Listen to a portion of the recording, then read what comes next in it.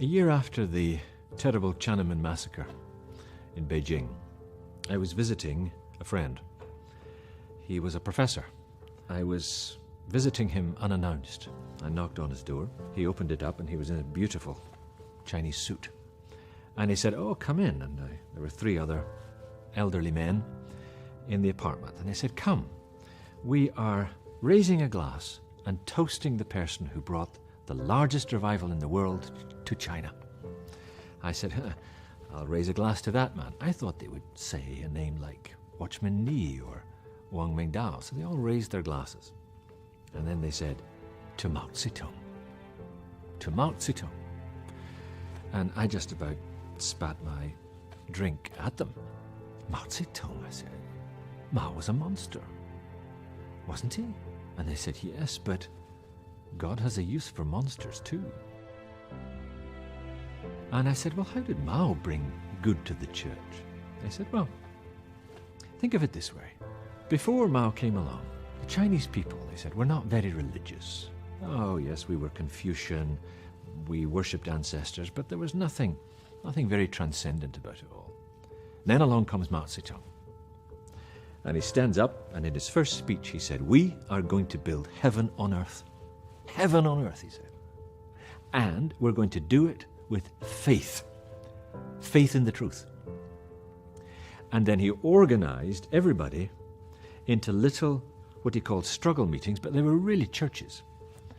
And they were repentance meetings where you had to take the red book, his sayings, and you had to read them, and you had to say, "Oh, I have not come up to the standard of Mao." And you repented in front of everybody, and you were forgiven. And then he would come out at the height of all this to the balcony in Tiananmen Square. Millions would gather, and they would take their little red books, and they would go like this towards him. And he would just hold his hands out like this. He wouldn't say a word, and they would go like this again.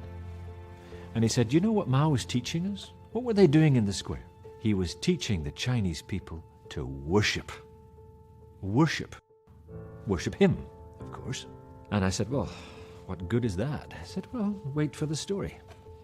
Mao dies in 1976. Now, gods aren't supposed to die.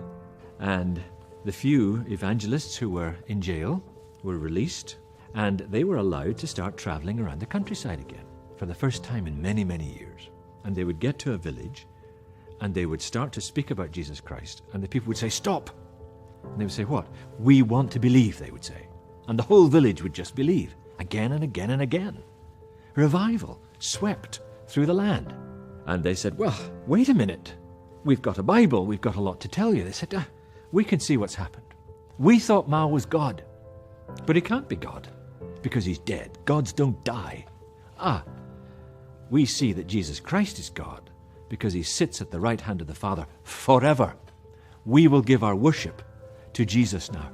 And so that's why they were raising a glass to Mao Zedong. He was, in their view, the biggest and greatest pre-evangelist in the history of the church, because the church grew from less than 1 million to over 50 million in the 80s, the period they're talking about, over 80 million today. He thought he was annihilating the church.